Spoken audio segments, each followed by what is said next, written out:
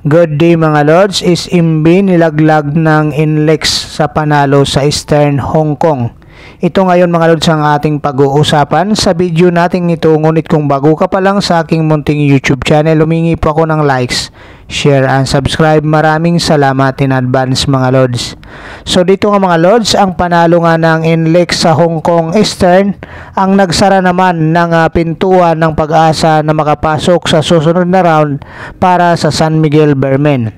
Tinalo nga mga Lods ng NLEX Road Warriors ang Hong Kong Eastern sa score na 94-76 sa Smart Araneta Coliseum ngayong gabi nga ito mga Lods, para sa huli nitong laban ngayong 49 season ng PBA Commissioner's Cup.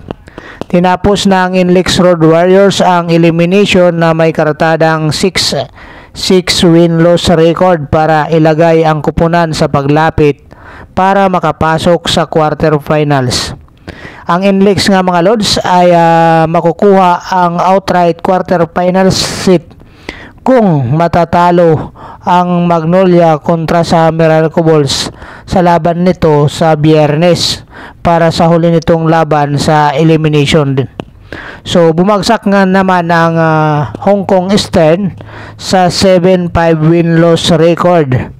At nag-aantay naman tong Hong Kong Eastern sa kanilang magiging final position matapos nga dito sa kanilang pagkatalo sa NLEX Road Warriors. So ito yung pangalawang sunod na talo na ng Hong Kong Eastern nga mga Lods. Pero pasok naman sila sa quarterfinals. Ito nga mga Lods ay pinangunahan ni Mike Watkins, ang import ng NLEX Road Warriors.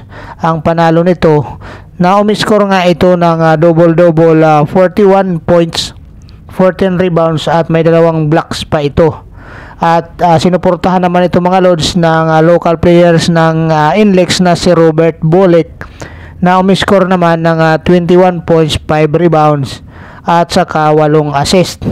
Samantala ang natalong Hong Kong Eastern ay pinangunahan naman ng import nito na umiscore ng 18 points at 17 rebounds. Samantala sina Hayden Blankley at saka Glenn Young ay umiscore naman ng 14 points at 12 points sa magkasunod.